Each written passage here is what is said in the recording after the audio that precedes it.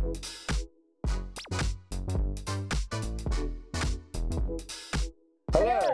Welcome to Toy Trash Talks. I'm Lex. And I'm Via. Oh, what is it what we're doing? Yeah, we're doing a movie review podcast movie style review again, the second one. Another one. of the movie titled Transformers 1. Transformers Uno. Our second podcast, Transformers 1. Podcast 2, TF1. Disclaimer, if you hear a bell, our producer is nearby, so he might be shuffling around a little bit. We apologize for that. It's just making sure we do a good job. Also, there's traffic out there, if you can hear that. We can't make them stop. We've tried. Yeah, we have tried indeed. Okay, so the movie has been released. We have our tickets booked, and we are going to watch the movie shortly. So we just watched the trailer again. Yep.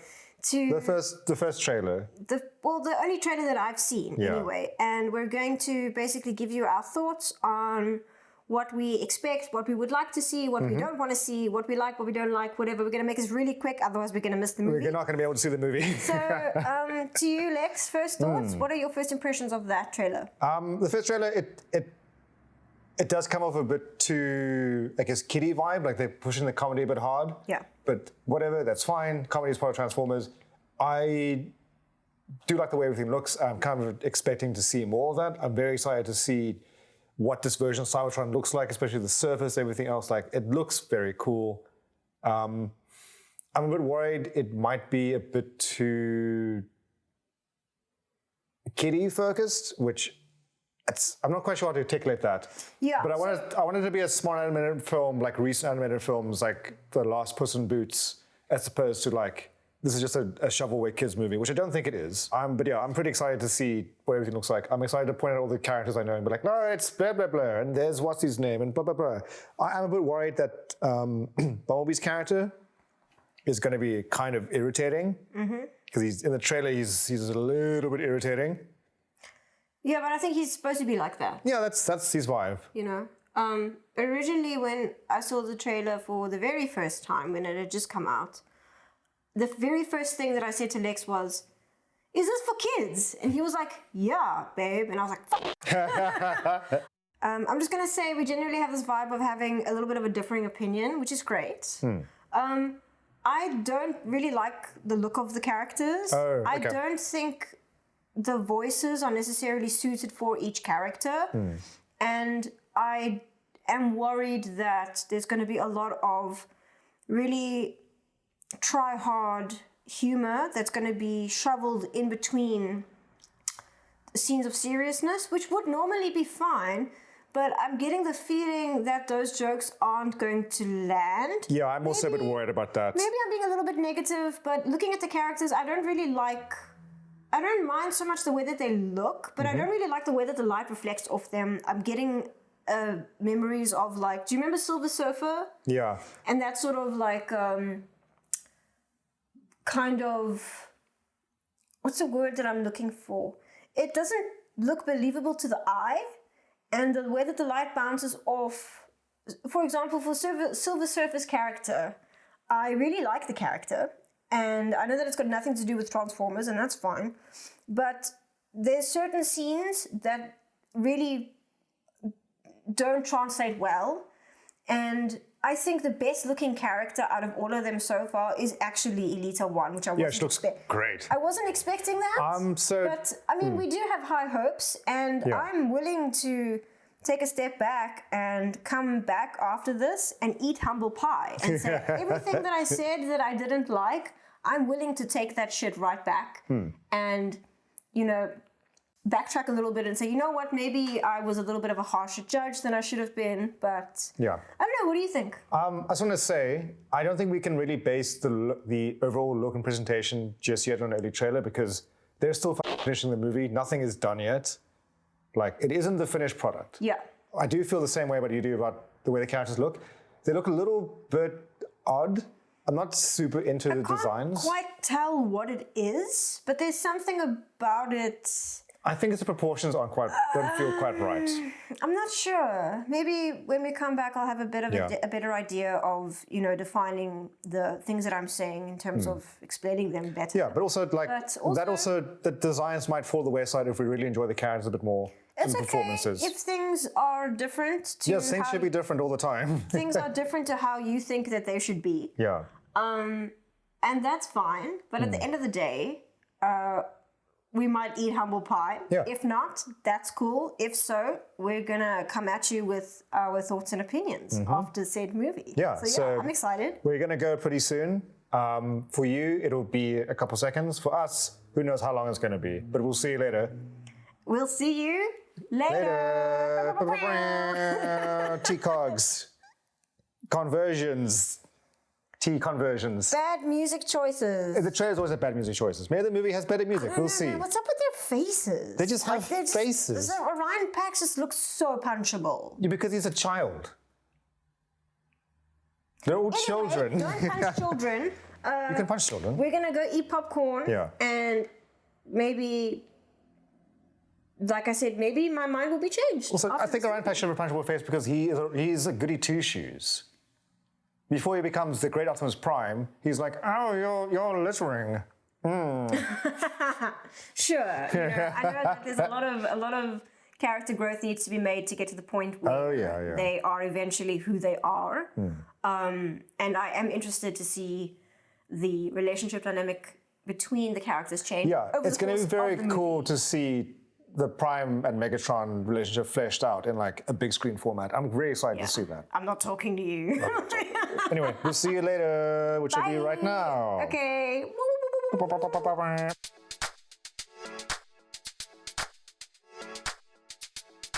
It's been some hours and we are back with our thoughts on the movie. On Transformers Uno. Yes, A Transformers Hasbro 1. property. Yes, not to forget who they're affiliated with. So Transformers 1, we're going to just discuss our general thoughts and stuff. Yeah, just general vibes. And then we'll jump into spoilers later. There might be a bit of a spoiler zone, we'll let you know. But this is more of just kind of like a casual, not a hardcore review, just more of like a little like a casual thoughts, what we thought, some questions, some answers. About the robot movie where they learn to turn into robots. Yeah, we're on the couch. We got the producer, we got a blanket, we got some snacks and some drinks. And we're just going to do a really chill vibe. So thank you for joining us. Thank you for joining us. Appreciate that. Get a blanket on, get some popcorn, make a drink, call your mom, And watch the movie. You should watch this movie. Also watch the movie first. Yeah, we think you should watch this movie. Yeah, we think both of us. Go and see it. I think if you're a Transformers fan, you've probably already gone to go see it, presumably. But yeah, go see it. It's definitely worth a watch. It's pretty good. Yeah. I had a good time watching it. Spoilers. Overall, pretty good time. Overall, pretty good time. Just don't go see it in 3D. Yeah, I think we may have bitched about 3D. We've bitched about 3D before. In the first movie review we did, which was, I'm trying to remember when it was, but it was Rise of the Beasts. That was another Transformers movie, surprisingly enough. And the 3D it's not enjoyable. I wear glasses. Lex doesn't, so he doesn't struggle the same way that I do. I struggle in other ways. I will complain to anybody who has functioning ears that wearing glasses on top of glasses is just inherently uncomfortable. It's dumb. And I don't know why there's a solution around this yet. I was really disappointed that we couldn't get the option for a 2D showing. Yeah. It was a 4D showing, and I was like, what the hell is that? And Lex was like, it's when the chairs move and sometimes they spit gas in your face or something. I said, that sounds like I don't want to Transformers 1, man. Sounds like a torture device. I mean, they're robots, right? So it's just going to be like, here's oil and fire. I don't want my chair to vibrate every time there's gunfire. Yeah. I'm not into that personally. Yeah, also there were some intense action scenes. Like there's a lot of camera movement and stuff, so those chairs moving around would be like hardcore. No, that would definitely freak me out a little bit, to be honest. But yeah, we did the 3D anyway, and other than like just it not being super comfortable to wear two pairs of glasses, other than that, which is, for me, it's a big deal because I've had movies before that were 3D where I actually had to physically hold up the 3D glasses so they were in the correct position over my other glasses. So definitely detracting from the experience. It detracts from the movie itself because all the colors become desaturated and muddy. And this film, like, it looks beautiful. It deserved better than that. It deserves much better than this. Like, for real. There were times during the movie where I actually just took the 3D glasses off. Yeah. Like when there were lulls in action sequences, I did that, and it hurt less as well, which is less uncomfortable. I'm keen to see it Give again. your eyes a break every now and then, But your eye cogs a little break. Eye cogs. I'm very keen to see this movie again on a normal ass screen. Yeah. I think it was a great time watching it on a big screen, and I wish we had seen the 2D showing. But I'm very keen to see it again and just appreciate the visuals. I mean, if you like 3D, that's cool, but it's just nice to have the option of having 2D or not. Options. Yeah. Anyway, speaking of options, this only has one because it's Transformers 1. There's no options in this film. What do you mean? Because they don't turn into anything. Oh. Well, some of them do. So I wasn't sure where you were going with that. I don't know either. I was just trying to ad-lib this. So, basic synopsis of this film. It is an origin story about two favorite robot husbands, Optimus Prime and Megatron, and kind of the whole conflict on Cybertron, the Great War, as they call it. A little bit of a exploration, not explanation, a little bit more of an exploration on the lore of like the beginning of the story. There's been lots of iterations of the lore, and this particular story has become the most prominent of the origin of these characters. And this was a really interesting take on that, an interesting universe to explore that sort of stuff. It is directed by a gent by the name Josh Cooley? Josh Cooley. Is that right? Brian Taylor. That's not right. It's Josh Cooley. Yay! Yeah, he's been in animation for a long time. He's a storyboard artist for a bunch of Pixar movies. This is his second animated film, the first being Toy Story 4. He's done two movies, Toy Story 4 and Transformers 1. Cool. Okay. A 4 and a 1. Also lots of storyboard stuff. So he's been in animation. He's been in animation for a long time. It's a lot of pressure to keep the fans happy while also trying to maybe try something new and interesting. Yeah, I think this film does a couple new interesting things. I think it maybe could have pushed a bit harder with those things. What do you mean? We'll get into that when we get into that a bit more, I think. Okay, because there's so many things that could have been explored even further. But also, like, you can't have like a 3-hour animated movie. Exactly. I was just about to say, you can't put that all in like the runtime that it had. So understandably. Yeah, Josh Cooley, he's pretty good. He seems to really understand animation. He's a storyboard artist, so you can kind of see that in the way the action scenes play out and the cameras and stuff. Everything feels nice and fluid. The action is really good and quite easy to follow. Yeah, the fighting sequences were very cool visually, and like, I don't know if you can say the cinematography of the fighting. You can say cinematography. That was definitely one of the highlights of the film, I think, in my opinion, was that everything felt very smooth. Yeah. And maybe a little bit too smooth, maybe a little bit too smooth. How do you mean? Like, for example, I don't want to spoil too much. Like, the characters, you didn't get to see them necessarily, like, how do I say this? I don't want to spoil this. Because they're not fighters when you begin the movie, right? None of them really know how to fight. And they learn how to... Except for Leader 1. Except for Leader 1, because she's badass. Yeah. But they learn to fight really quickly, and they get really good at it really quickly. Yeah. I think that's also because of another reason which we'll explain later. Yes. Yeah. So I think that, in a sense of like the progression that would normally be happening on that, like... We're expecting a bit of like a training montage, like they learn to fight and stuff. I was actually thinking about like how there was Kung Fu Panda style. The whole thing with Batman as well, and like his journey from being like a weak sad boy to a strong sad boy. The strongest saddest boy. There's like all this this like character progression and like a physical training and mental training, and I feel like that was sped run a little bit. But it's fine. I think with the nature of how they got, we'll get into the spoilers, but I don't think it was. I think they could always do that. It just became unlocked for them. Okay. So I just think the level of badassery that was achieved in such a short period of time was a little bit unbelievable. Sure. But that's fine. That's fine. Yeah. We can get into that when we get good. Yeah, you can get they good. They got good very quickly. They got good so quickly. Due to a bit of a magic MacGuffin, but that's okay. That's not really. That's kind of what part of the film is about. So before we did this, we recorded a preamble. We discussed our expectations and the stuff we were worried about.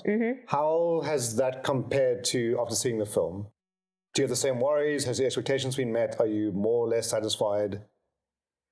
Have your concerns been addressed, transformed into non-concerns? I see what you did there. Very smooth. I see what you did there. Yeah. Just straight to the T-cog of it. Right in the heart. Right in the matrix. Right in the spark. Yeah. Oh God! Wait. So the Matrix, which they always refer to it as the Matrix of leadership. Yes. Every single time I brought it up. The whole term. There's only one whole name instance of it is where they didn't say, we just referred to it as the Matrix. And it was very funny because I kept imagining they had a little registered trademark after they said leadership, registered trademark. Yeah. It felt like a little nod to like some sort of inside joke. I think they may have just been one of the Hasbro producers saying, we have to say it, otherwise we lose the copyright on it. Yeah. So they've got to say it every single time. Like the whole copyright thing on like transforming. You told me about it before. Yeah, so I think they do say transform in the film. It's like a whole thing. But there's something with Transformers where they can't actually say transform as a verb because then it loses the importance of it being a noun or something silly like that. It's bizarre. It's dumb. Weird red tape stuff. It's stupid. But anyway. Yeah, so I was expecting to enjoy the movie. Okay. I really was. Did you enjoy the movie? I did. Okay. I did enjoy the movie. I knew that it was going to be good. So it's a little bit weird to say like, oh, it exceeded my expectations. Like, definitely some issues that I was worried about was, for example, just thinking back on the very brief hot take we did earlier, I was worried that it was going to be a little bit too childish. Yeah. But it did have a very interesting balance between very playful humor and hey, there's real gravity to the situation. Yeah. Apparently, so like I just want to finish this thought that there were moments where I was like, okay, this is a kid's movie. Yeah. Like, your brain just does this analyzing thing quietly in the background where you're analyzing what you're watching. And I was like, yeah, this feels like a kid's movie. And then there were moments where I was like, is this a kid's movie? Yeah, dude. Like the shift between like playful humor and like just the banter between the characters, and then like something absolutely fucking shocking would happen immediately really, afterwards. Like really terrible something concepts. gruesome. Yeah. Hi, producer. Well, not so much gruesome, but to the extent that you could consider it gruesome given the situation. Yeah. That was a little bit of a weird balancing act for me in terms of like watching the movie and being like, this is. The way that they did it was interesting. Yeah. I think that's the strength of Transformers media, is that it can strike a balance between like lighthearted fun and like, oh, here's some really serious, heavy concepts which we can explain in a pretty simple, digestible way because these characters are just robots that turn into things. From what I've read about this film, apparently the very first draft was a bit more lighthearted, but then Josh Cooley kind of insisted that it had a bit more of a serious tone now than to kind of match the rest of the Transformers mythos, because it has a bit of a mix between those two tones. And I think it hit the balance pretty successfully. I was worried that the brand new character that nobody's ever heard of before, Bumblebee, voiced by voiced by Keegan-Michael Key.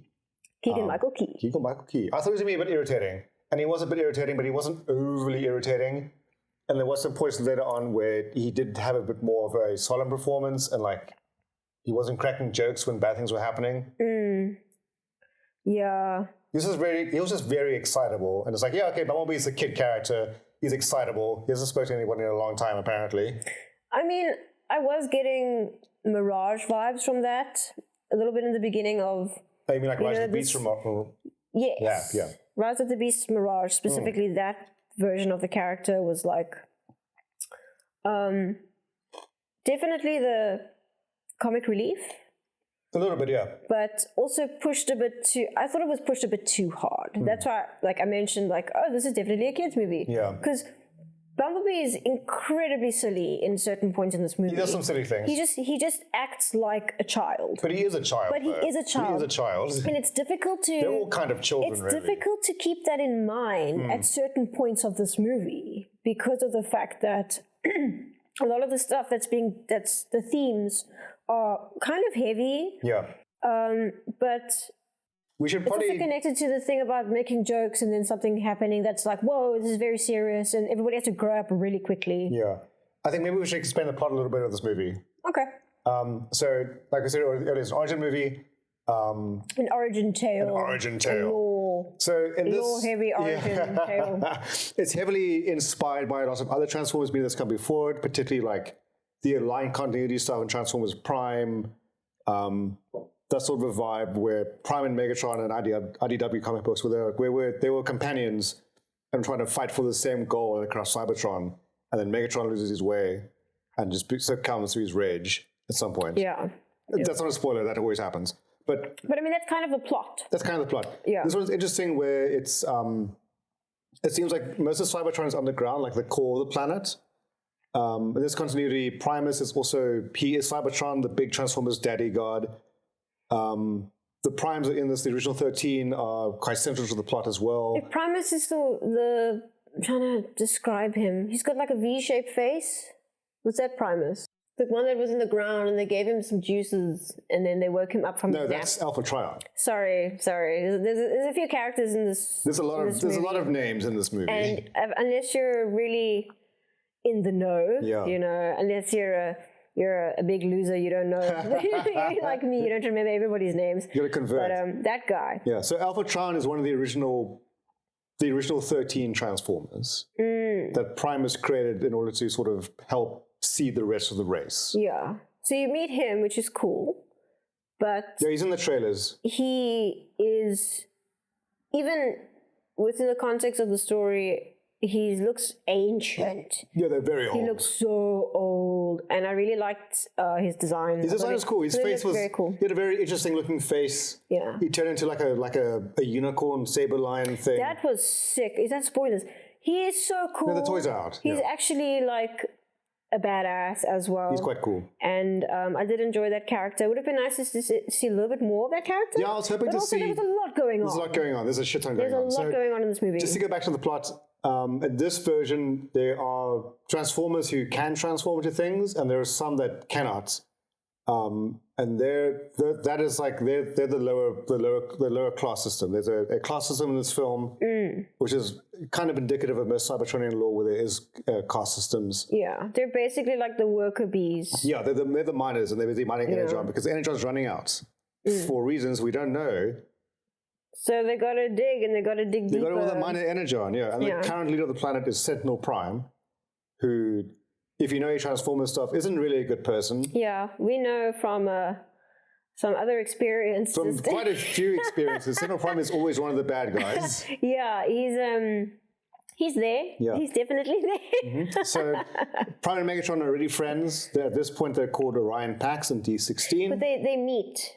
We see them meeting a bit later on, but when the film starts, like they're close friends already. Yes. Like Orion Pax gives. But they do meet in this film. They do meet in this film. Yeah, they do a flashback later where you see the original meeting. The scene of them introducing them to each other. D16 is just a big nerd. He's just like, cool. oh, I like this dude. There's one of the 13 Primes is called Megatronus. He's like a big ass bad warrior looking dude who's purple and yellow.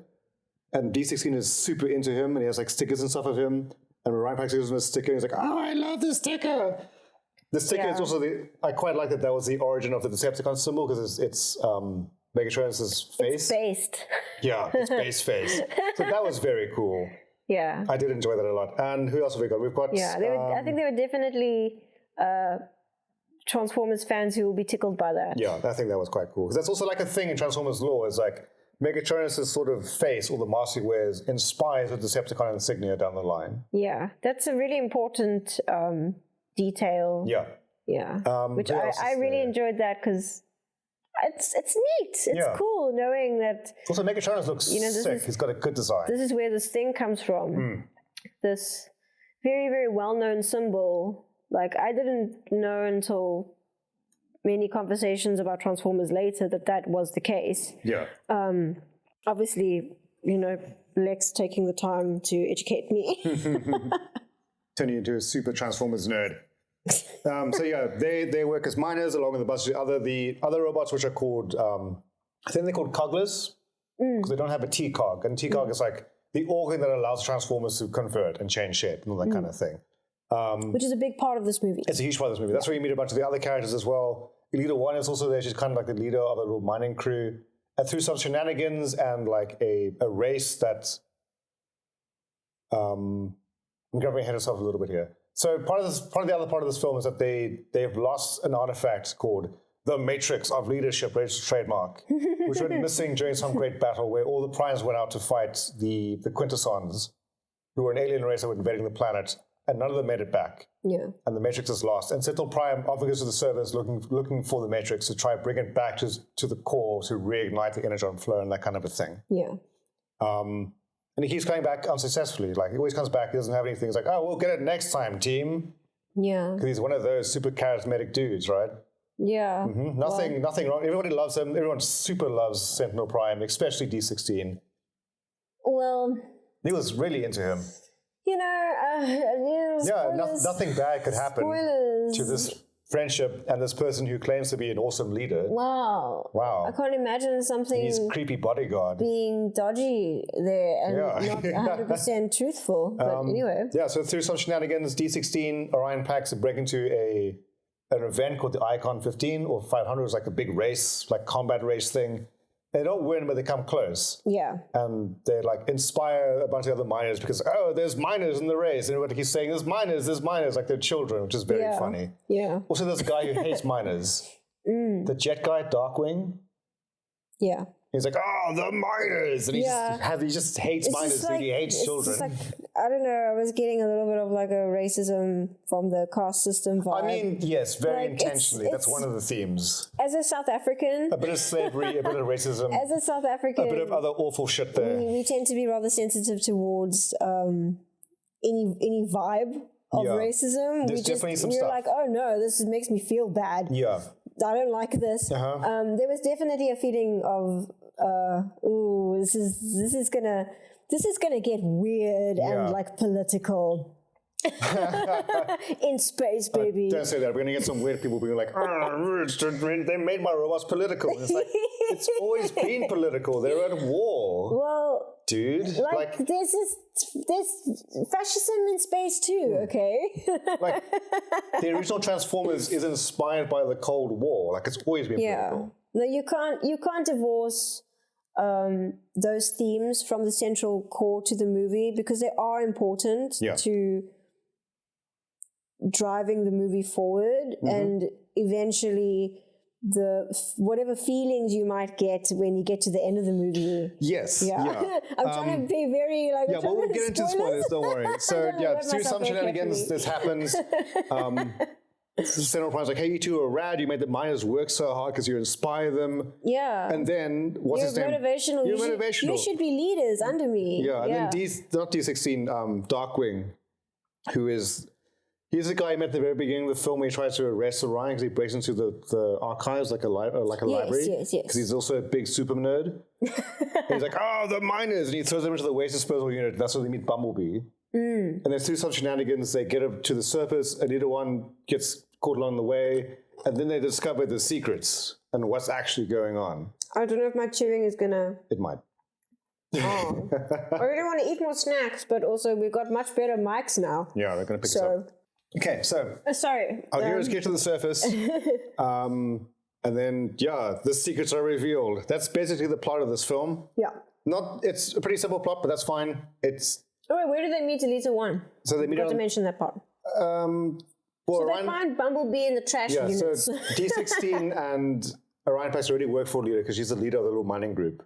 And then through some shenanigans, they get out of when they get tossed into the waste disposal, they break out. And there are trains that run the waste disposal to the surface of Cybertron. And they break on one of the trains, and the ones they basically carrying up onto the trains as well. She's like, oh, she sees them and she wants to then alert the authorities so She wants to like reprimand them. Yeah, because she lost her job because something happening in the mining. Something happened at the mining incident with like whole ship. Something went really wrong, and she'd lost her position there. Yeah, her whole thing was a bit of a weird. Like, it didn't detract too much from the movie, but I don't know. I don't know how I feel about her character. Should we talk about the characters? Okay. Let's talk about our main four.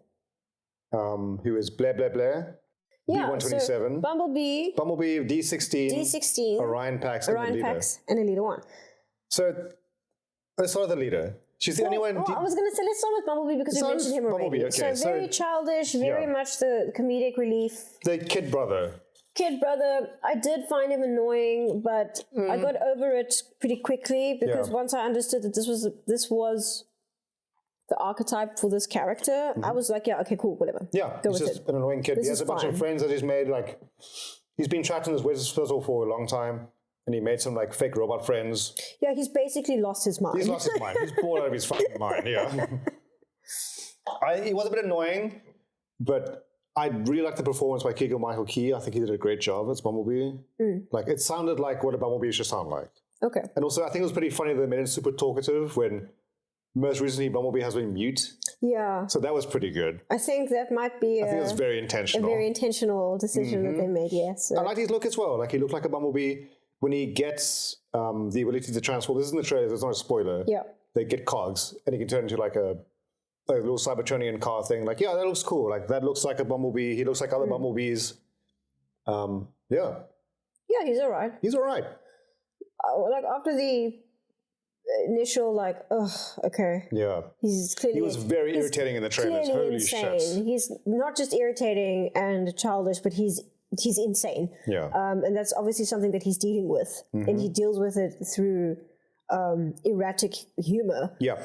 No, he's lost his mind a little bit. So he's fine. Yeah. And then the next character, do you want to move on to... Let's talk about Anita 1. Anita 1. So she's the only one who doesn't go through like a name change. Like, the other three get like new names. She's just called Alita, which is odd because in the original Transformers, where she comes from, the original Generation 1 show, she's called Ariel, and when she's rebuilt, then she becomes Alita 1. Oh, she's that character. No, you've mentioned it to me before, I think. Yeah. So it's odd that she isn't called Ariel and then renamed to Alita 1. Yeah, that never happened in the movie. Yeah. I'm not sure why. Who can we email?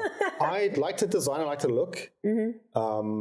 It's cool seeing more Alita 1 kind of in the main sort of fiction and lore because she's been sidestepped for a long, long time. And she is actually like one of the first notable female Transformers, one of the first like really powerful leader type characters as well, like a companion to Optimus Prime. Yeah.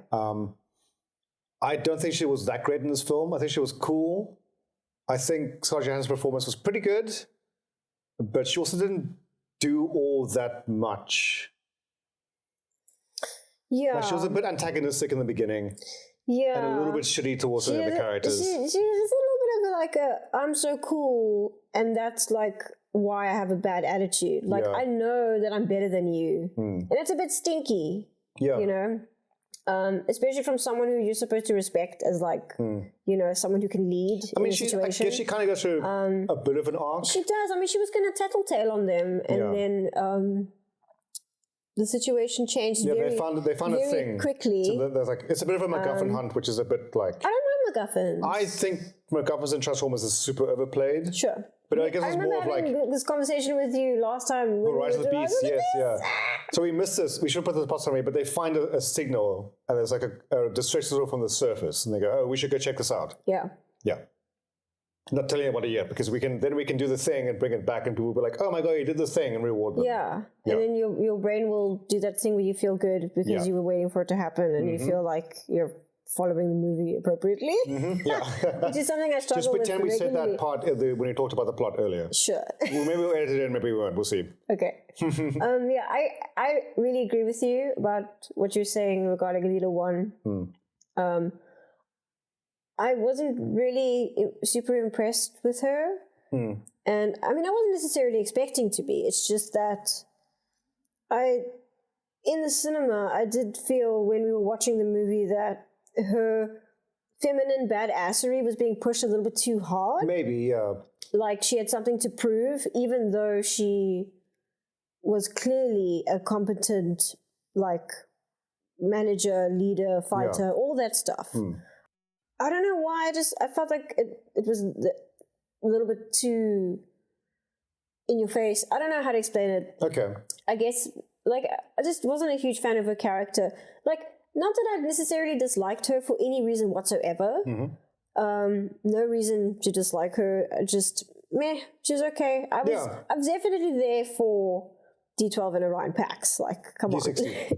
D16. Why did I say D12? I don't know. What is D12? Oh, D12 is a band that Eminem used to be in. Different thing. Speaking of those two, the robot husbands. Yes. What do you think about Orion Pax? Little baby Optimus Prime. Okay, so Phoebe Best Prime. there is something that I wanted to come back to that we mentioned previously, and that is I was really not articulating myself well and fumbling all my words, You're talking about the Silver Surfer at some point. trying to talk about Silver Surfer and be like, I don't know how to explain it. It just gives me that. I'm even struggling now. Again. I think I know what you mean. I don't. It's the way that the light reflects on their silver skin faces. It doesn't look right to me, and it might just be my human mind being like, "This is unbelievable. I don't believe this because it doesn't look real." Kind of thing. But I will say that it grew on me. Okay. To the point where it didn't bother me anymore after the first 2 minutes of the movie. Yeah. It was fine. The light looks much better than it did in the trailer on the characters, and I think they just had more time. Yeah, they need to just refine just some of the light and polish, stuff and polish it up a little bit, So I really appreciate that. And it wasn't, I was worried it was going to be a big deal and like bother me for the whole movie, but it really wasn't. And it grew on me. It grew on me. And Orion Pax, he's fine. He's fine. We should mention that the production company is ILM, Industrial Light and Magic. So again, ILM. Yeah. So they are the guys who did the original Star Wars and Jurassic Park and a bunch of the other Transformers movies. Yes, that's noteworthy. They also did Rango. Yes. Yeah. That's noteworthy, definitely. Yeah. So they understand how light works and CG and that kind of a thing. Yeah, yeah. And also Transformers. I think I know what you mean about their faces. I think that style of Transformers face in 3D just always looks a little bit weird. Like it looks strange in Transformers Prime. It looks weird in Transformers Earthspark. It's almost like their skin is too human and it looks too soft. It's almost like there's like a sheen on it that doesn't look quite right. Yeah, but also then you can also go a bit too far, like in the Beowulf movies, and make the faces a bit too insectoid and mechanical. Then it's really hard to tell what the fuck is going on when they're trying to emote. maybe that's which looks cool, but like that stuff is very difficult to design and to get right. Maybe that's what my brain is doing. Where I'm used to like the maybe baby versions. The maybe baby bots, yeah. And they're part glossy, they're part matte, they have scratches. Lot more materials and stuff in them, There's all sorts of things going on in terms of the details. Yeah, but they also have to match the real environment. It's supposed to be in like a fully CG environment, like an animated film. That's true. A bit stylized. And the human eye would notice scratches and shit like that. But that being said, I think maybe that is actually what my brain is doing, where they all look baby soft smooth. They are just little babies. They're baby like robots. Quicksilver, like mercury poured on a thing. Like they're too smooth. Yeah, but they're babies.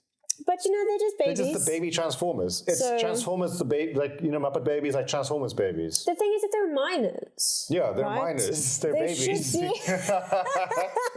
should be a little bit greasier. They probably have baths or whatever. Okay, we need to get back to... So Ryan Pax, he's not very greasy. Yeah. He's quite clean-shaven. He's a big nerd. He's very smooth, but not so smooth in some regards in his personality. But you see definite growth. Yeah, and also like changes in him over time, which I always love seeing that in a movie. He becomes the leader that he should be. Yeah. Yeah, if it's done in a way that's satisfying. Yeah, and I quite like in the beginning they made an effort of showing that he's quite kind and he puts others first and that kind of a thing. But he's also having a bit of fun and goofing off a little bit. Yeah. What did you think of the design of Orion Pax? Yeah. Not the biggest fan, but then again, it's okay. Yeah. Because he's just a baby. He's just a baby. And definitely looks like a Prime. Yeah, well, that's not what a a Prime. Ryan Pax Definitely usually looks looks like Optimus Prime. Yeah. So I wasn't too disappointed by that, but also seeing him in the trailer the first time I saw the trailer, I was like, ugh. Yeah, you didn't quite. I didn't like it. I did not like it. But also, the movie is way more polished than the trailer. Like I mentioned earlier, like the faces in the light and stuff. So there's that.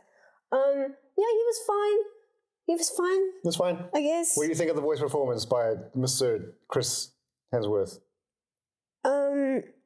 Okay, so before we move on to D16, I will say this was something that I think I was worried about. So I have no problem with any of the voice actors that played in this movie. Not a single one of them do I have a problem with. Whether they've done more voice acting stuff or whether they haven't, whatever the case is, they are fine. They do a good job, all of them. Yeah. My opinion, however, is that for some reason I didn't feel that any of the voices suited the respective characters in a way that I liked personally. I just feel like I didn't gel with the way the characters sounded. I felt like there was some sort of dissonance there between the way they look, their personalities, and the voices. And that for me is a big part of it, is the voice, right? Yeah. I don't know, a lot of people will be like, yeah, whatever, this is not a big deal. No, the voice performance is powerful, particularly for Transformers. Yeah, I feel oddly strongly about the fact that I was disappointed by my sense that the not even the performances were good. Yeah, the performances were great. The performances weren't bad. There was nothing bad about any of it. It just, I didn't feel that a single character suited their voice. Not Starscream, not even the guy that I liked, Alpha Trion, what was his name? I think Alpha Trion's voice worked a lot for him. It was Lawrence He was Fishburne. probably the best voice for the character that he played, but I didn't really gel with any of them. Okay. And I don't know, maybe I'm just too fussy, but it's a fair point. I think I like Chris Hemsworth as a Ryan Pax. I think as a Ryan Pax, like a young Prime, he did a pretty good job. But I don't think his voice really works for Optimus Prime. Why do you think that? It just doesn't have a gravitas yet that Primes usually have. Because I know that was something that I mentioned, and you were like, no, well, he's working towards it. Yeah, and he's still a kid. He kind of gets there, and I think maybe it can get there in the future, but it just didn't feel quite right yet, you know? It also does feel a bit stunt-casty, but at least it's not fucking Chris Pratt. Oh, God. Holy shit, that would have been terrible. Stop, directors. Stop, yeah. And then we also have D16. What do you think of him? Oh, baby Megatron. G16 was a bit nerdy, but it was cool. Yeah, it was also just a bit nerd. He was very hopeful in the beginning. Yeah, but I mean, he added a much needed sense of balance to the characters that were there. Like Alita was just hardcore. Orion was a little bit silly, but a little bit like developing and maturing. And Bumblebee is just full on. He's fucking manic, dude. Ridiculous manic mode. Like, I'm pretty sure the character has like ADHD. Oh, he definitely has ADHD. Absolutely. I think D16 was the standout of this film. I think it is a bit more interesting to see a villain's origin story, like a hero's origin story. And I like the look of this D16 of Megatron as well. Like, he has, when you saw him, he has a black helmet, which is a callback to the original Megatron design. It also has a black helmet before it became all silver, when he was which is very cool. Well, yeah, so G1 Megatron is all silver, right? But the very original design has a black helmet. Okay. Which was only seen once in a comic book and a commercial. Doesn't he also have black booties? No. Oh. He's silver and grey. And black undies? You don't have black undies. Anyway, so yeah, that's where the helmet comes from. Maybe I'm thinking of a different variation of him. Maybe. Okay. There's been lots of Megatrons. There's a little callback, a little wink, wink, nudge, nudge to... So he also just kind of wants to, like Orion Pax wants to kind of, he feels like everyone is destined for greater things, like there's more to life and more to their jobs and more to them. And D16 just kind of wants to put his head down and work and just get through the ranks and just do the best that he can. Yeah, like they wouldn't have gone into the Icon race without Without Orion Pax. So I keep calling him Prime. Well, he will become a Prime. Without Orion Pax being like, come on. Yeah, we do this thing. Yeah. Come on. Let's go be naughty together. Yeah. And D6 is kind of like, okay, but you can tell he's enjoying it. Yeah. Along for the ride. He's having a good time. He wouldn't be there if he had a real problem with what was I also going think on. the performance by Brian Tyree Henry. Yeah, was fucking phenomenal. I really liked him as D16 and then into Megatron. Like, I know he had a bit of a problem because he didn't sound quite right yet, but I think when he sort of become more Megatron, he really, really, really did a good job of just embodying all that rage and like just anger. Yeah. By the end of the movie. He was a fucking fantastic Megatron. By the end of the movie, he does a very convincing performance. Yeah, he's also, I don't know if you recognize him, he is the voice of Miles' dad in the Spider-Verse, and he's that nerdy dude in Godzilla vs. Kong: The New Empire. Yes. It's him. Yes. Yeah. The conspiracy theory nut job guy. I really enjoyed his performance in that movie. And wasn't there a series that he was in afterwards? He's probably been in a series that I don't know about. He's in a show called The Magnificent Eight. Oh man, what's it called? You know, we watched the one with the Deep Earth Theory. Oh, I don't think he's in... What was it called? I don't think he's in the Monarch TV show. Monarch. Is he in Monarch? He was in Monarch. Is he in the TV show? Yeah. The kids of the man that was working on the project. He's in the movie, for sure. The two estranged children who didn't know of each other's existence. Yeah. Eventually meet him. Anyway, we're trading off a little bit. But anyway, he's really good. He's really good. Yeah, I like him a lot as an actor. And he's a good actor. He's also like a good voice performance as well. He does end up being a very convincing Megatron, especially when he... I want to say like when he gets angry, you know, like at the end, so like good. when shit really starts going down. And lines are drawn. Yeah. And decisions are made. Yeah, and stuff goes down, people die. Okay. Who else is in this film that's notable? So we talked about Alpha Trion a little bit, he's in the trailers. He's one of the 13 Transformers. He's the one who sends a distress message that they find. I just think he looks the coolest. He looks cool. Like, he has an interesting looking face. I just think he looks really cool. Yeah. All the primes look pretty neat. I'll show you the designs now for them. They're pretty rad. Yeah, he's all dusty and shit. Yeah, he's like overgrown and everything else. Yeah. We'll get to the surface. Like Pan from Pan Seven? Yes, yeah. Actually, a little bit, yeah. We'll get to... He does look a bit like... What the hell? Yeah, they look very like... and he's got that very sharp face. He does look a bit like a satyr, doesn't he? A little bit. Yeah, like all the primes have a very like mystical look to them, which is cool. Because they're meant to be like they're mythic heroes. Yeah, and they find him in like this beautiful... Like a cave somewhere, yeah. This beautiful cave, and he's just like overgrown and just like completely immobile. And then they wake him up. Yeah, they show him a bit of energy on. Yeah. And that was cool. I don't want to say too much, but that was cool. We'll get to that. I like that part. I do want to talk about the surface of Cybertron as well, because the surface is very interesting. Yeah. But before the surface of Cybertron, let's go to someone who's very surface level and talk about Sentinel Prime. Oh, God. What do you think of him?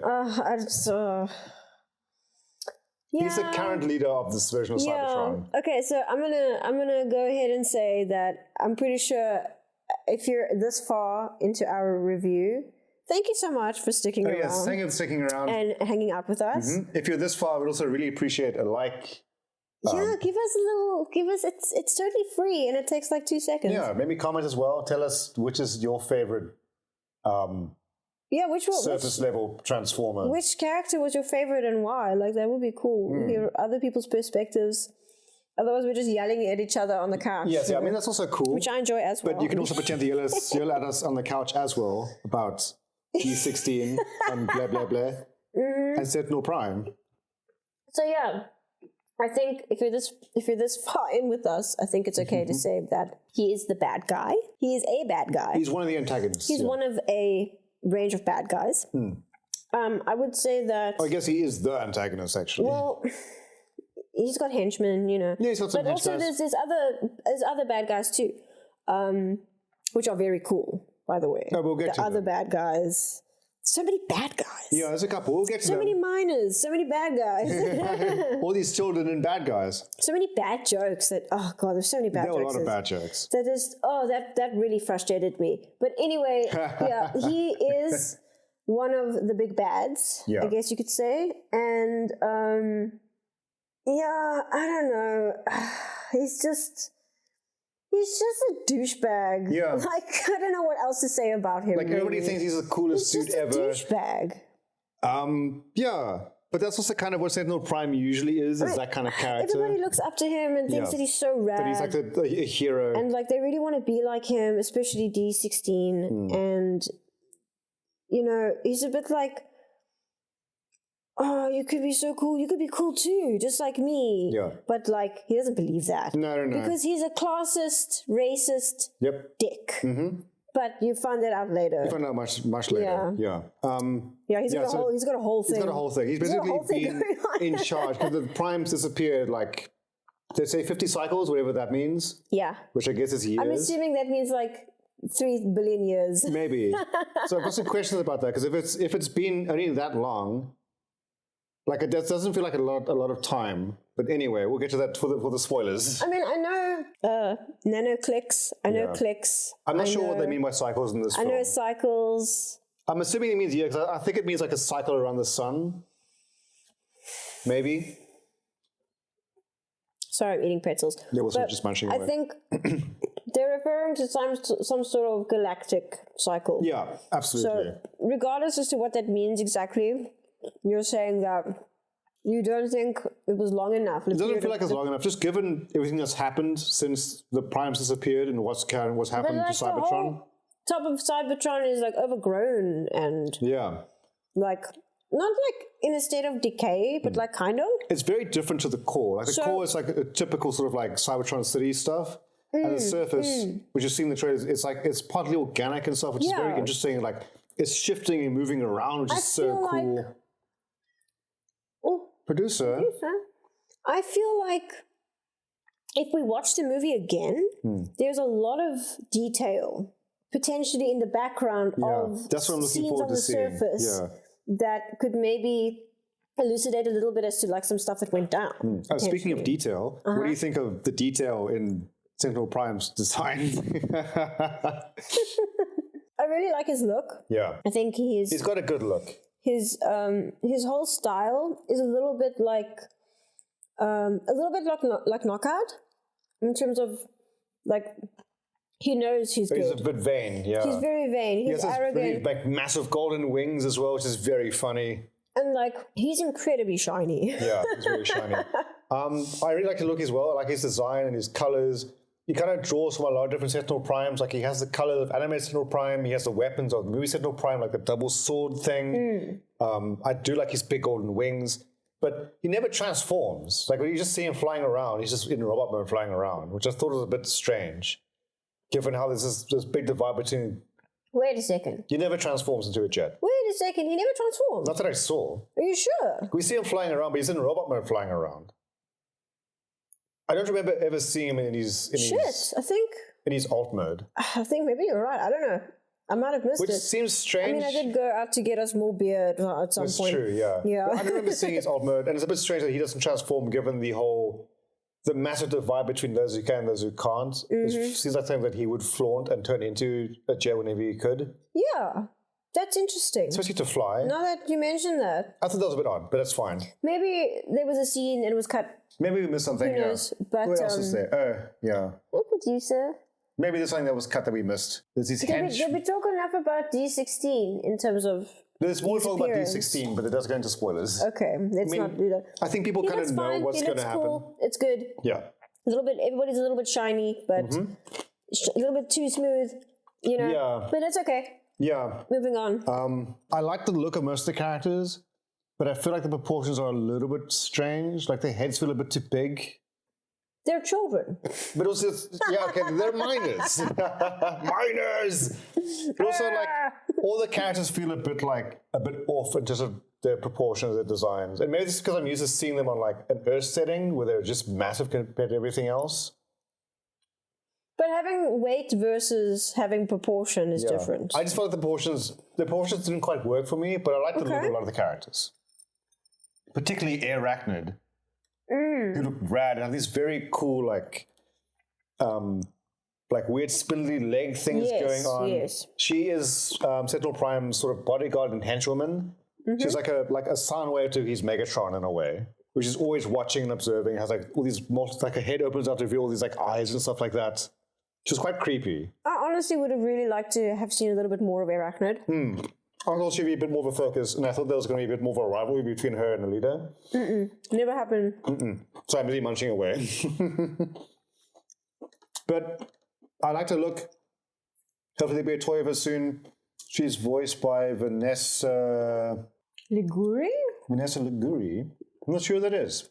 Let's use I the have no internet idea and how to find out. pronounce that. I apologize. Oh, she's from The Sopranos. Okay, she's been in a bunch of stuff. She's in Sopranos as someone called Terry, whoever that is. Yeah, Arachnid gave me the vibe of like someone who's kind of over it, but also, this is my job. This like, is my life. It's okay. Yeah. She kind of enjoyed being a bit bad, I think, and like one of the bad guys. She was a cool helicopter mode. I think she was there for the ride and there for the spoils. Yeah. But I think there was a moment or two where she was quite tired of what's his name? Sorry. Sentinel Prime. Yeah. Yeah. It's been like Yeah. very much like, yeah, okay, whatever. Yeah. You know, like she sees through his bullshit there's all like his shiny facade his like and shit. facade, yes. I guess he's just paying her really well in Energon or something. He sure is. There's a part where I think it's in the beginning where Sentinel meets D16 and Orion Pax, and he starts laughing, and they're like, and they look at Arachnid, and she's like, Oh, yeah, it's very forced. It's so funny. That part in the trailer is, I think that shows you what you need to know about the characters. It's pretty obvious about what's going on, like I said before, especially if you know Transformers stuff, you know what's kind of going to happen, but it's sort of the case of like, everybody knows Peter Parker's origins, everybody knows Batman's origins. It's nice to see a big screen version of these origins. Yeah. Because this hasn't really happened on this kind of level before. And yeah, overall thoughts before we get to spoiler territory? Overall thoughts about? Just the movie itself, before we blow the whole thing open and talk about stuff. I could make some comments that I haven't mentioned, but mostly they're about the setting. Like, there were moments where the volume was too loud. Yeah, it's a cinema problem, yeah. And that might just be an isolated thing that we experience here. I think that's just a cinema issue, but man. It was near the end of the movie where there were increasing action sequences, where this could have been the fault of the cinema and the sound mixing.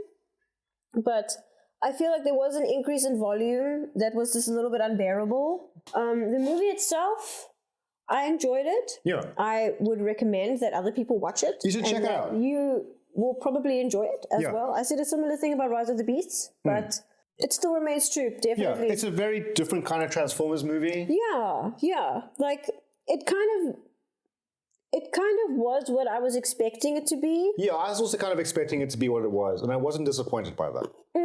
I feel like I wasn't misled by the trailer. Yeah.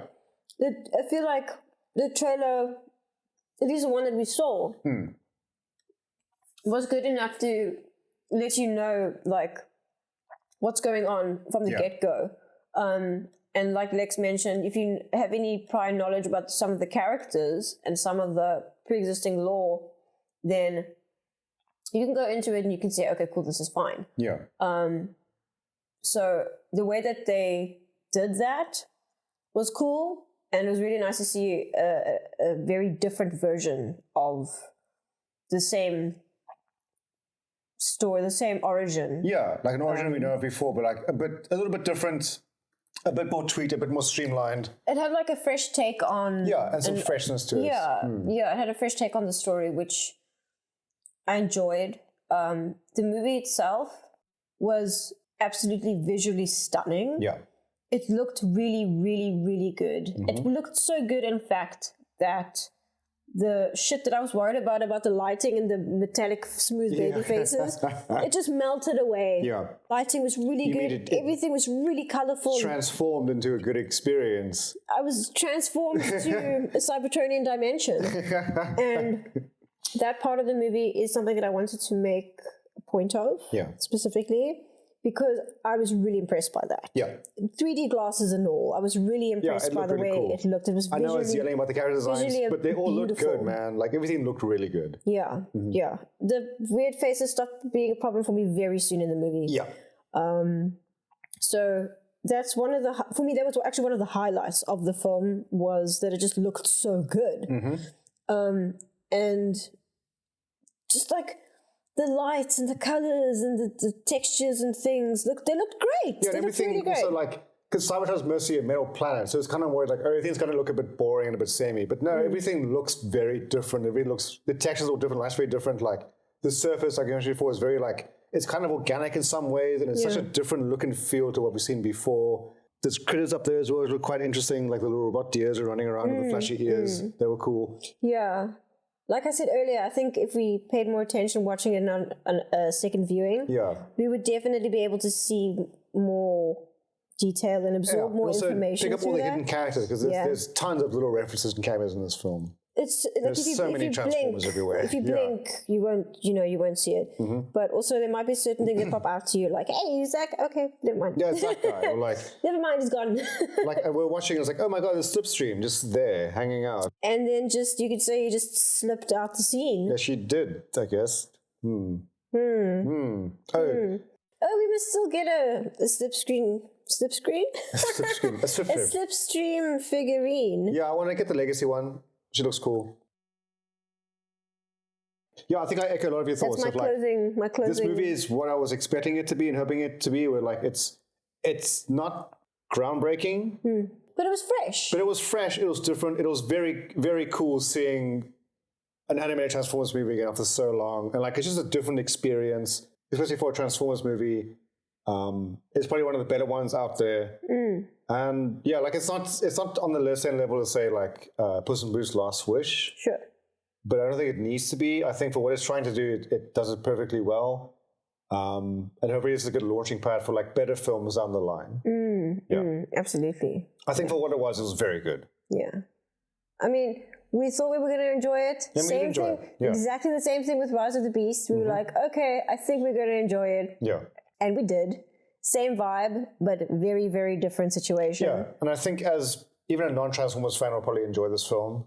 Yes. If you're a fan of animation or just cool, like that kind of stuff and production design, I think you're getting a kick out of it because there's so much design work that went into these characters and the look and feel and how they move and everything else. Like, you can see all that detail, man. I mentioned earlier about the action sequences. Yeah, the action sequences are phenomenal. They're so good. The choreography, was so smooth, and the camera angles, if you will, like it all felt very competent and very much very like well thought out. We thought about this. We planned this out. We didn't just throw some shit in a bag and see what we draw out first. You know, this was like, hey, A, B, C, D. This is how this is going to transition to this. This guy's going to get kicked in the face over here.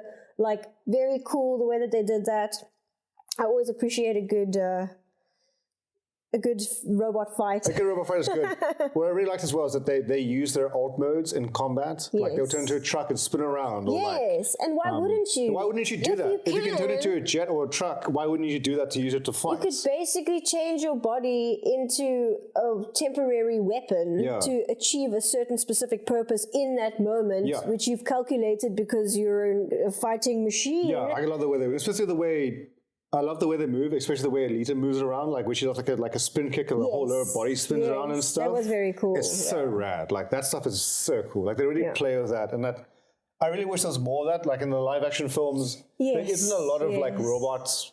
Like a little bit, but they have weapons as well. There's not enough of like they turn to a car to do a dodge and then like jump and that kind of a thing. Like I want more of that, and this delivered a lot of that. And it was very cool seeing that. Yeah, you've mentioned before that's definitely something that you're craving from. Yeah, I need more of it. Mr. Transformers, Mr. John Hasbro. Would you see another one if they made another one of these, a sequel to this one, like like Transformers 1, 2, or whatever? Yeah, I mean, I would Transformers watch it. DOS. I would definitely watch it. You know, I would definitely end up watching it, even if I didn't want to. You don't have a choice, unfortunately, but if you did. Yes, I would, if there was a sequel, which I think there may be a sequel. There might be. I think this film is doing... I would give it a watch. It's doing okay at the box office. I think it's just cleared its budget now. Okay. But it hasn't... Also, this is a tangent and infuriating. It didn't get released worldwide the same day. It's been staggered, which seems a bit weird. I'm not sure why they did that. Yeah. I mean, as far as I understand, traditionally, you know, in today's modern day and age, movies are normally released simultaneously throughout the world, like throughout the locations. So I'm not sure like what went wrong I don't know why that or show's what happened, but whatever. Because like it came out in the US first, and then it came here. And I think it's only coming out in the UK in like October sometime. Very weird. It's very strange. Maybe they're just trying to do that to prolong the run times a bit. Maybe. I don't know. Maybe there's some sort of marketing. I think the idea marketing behind was pretty bad. Like there was a lot of marketing, and it was cool seeing the voice actors, the main casts, doing stuff. Like they had interviews with them, or like they were just messing around on a sound stage, doing voices with each other, that kind of a thing. So that was fun. But the trailers are a bit and I think the marketing was a bit meh. But the film itself is very good, as we keep saying. I don't think the trailers really did it justice. No, the trailers don't do justice at all. The trailers look like. So, like, when you're watching the movie, it does sound better. Like, it sounds like they are in a similar space to each other. But in the trailer... The trailer is very cut up and like smushed they're together. all, like, in a little box somewhere separately. And it doesn't match their environment. Like, when they speak, it doesn't sound like they're speaking in the environment that they're being depicted in. It sounds empty and flat. Yeah. But it sounds better in the actual movie. So the trailer is just kind of like, I think just cut a bunch of lines together and like, this is the funny one, put this one here. Or whatever. Whatever. Like, oh, we've got 60 seconds to fucking shove a hour and a half movie into 60 seconds. Yeah, pretty much. Should we go into spoiler territories? Definitely. Okay, so this is your warning. Spoilers. We're going to do spoilers now. So here's a marker. Please be aware of that. So we're going to head into spoiler territory now. So if you haven't seen the film or if you don't care, that's it. Keep listening. That's the situation. If you do care, or haven't seen the film yet, maybe just put this on mute or just skip to the end. We'll put a time code here. Skip the time code. Watch the whole video, please. Goon the algorithm. No, I don't think we're allowed to say goon. Isn't goon a registered trademark? I also think goon is a bad word. Oh, okay. Gooning is not a good thing you want to do. Oh, okay. Yeah. Never mind, let's not put that in. Don't goon Transformers. Don't do goon our movies. I mean, our movie reviews. Don't goon our movies. Okay, now this is the goon cast. No. Okay, so spoiler zone. Okay. 3, 2, 1.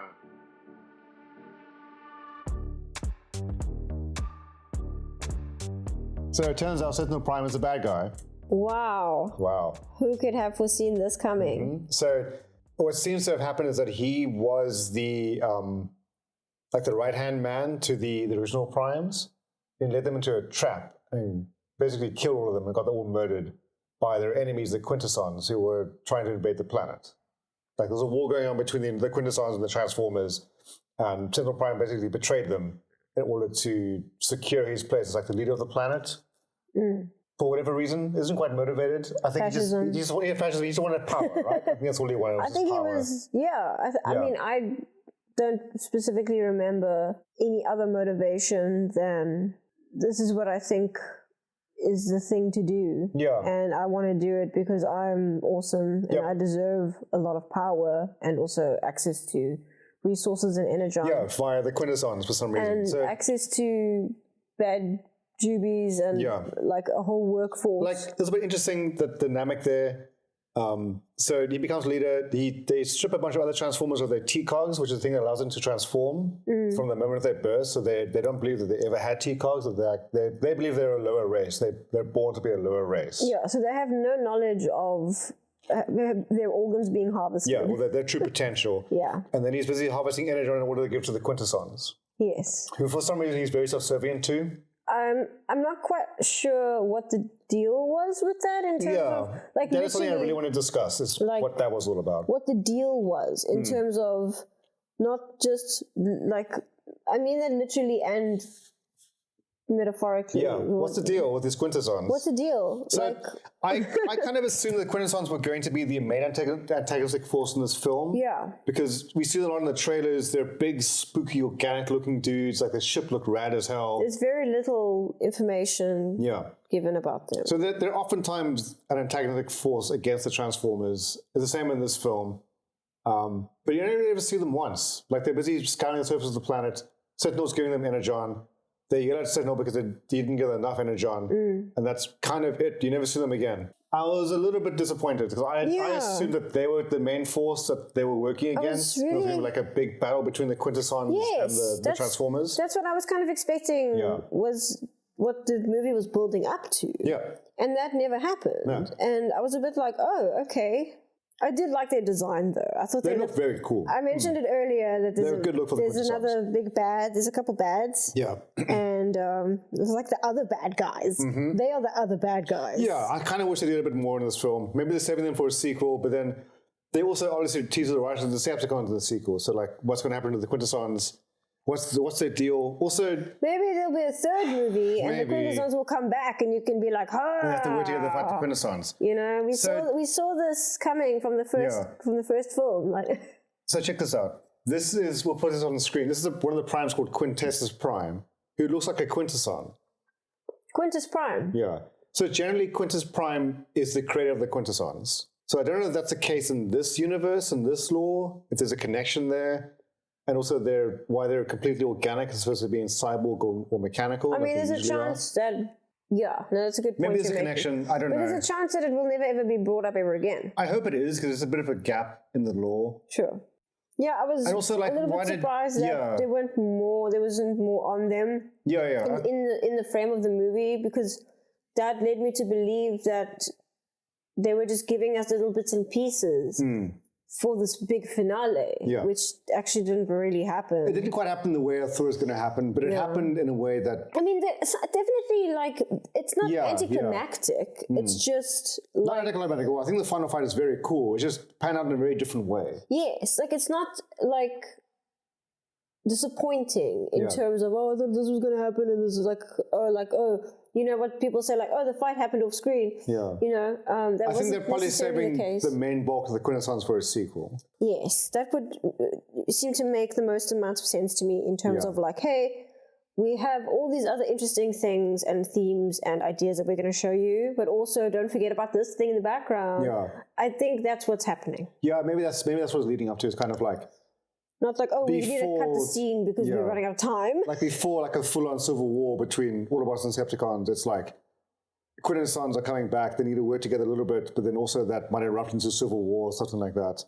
So one of the interesting things I want to bring up is the whole T-Cog thing. Yeah. Because it's revealed that Sentinel Prime and his inner circle have been stripping newborn Transformers of T-Cogs to make them like a lower cost system for a while. Yeah. But like... It's only been happening for 50 years or so. So surely there are people, did they just not tell anybody that they were taking on the cogs? Or were they like, these ones don't have cogs. I guess they're a lower race. Because like before then, they weren't any cogless Transformers. Are you saying that there's a continuity error? Yeah. Because like, where did the cog...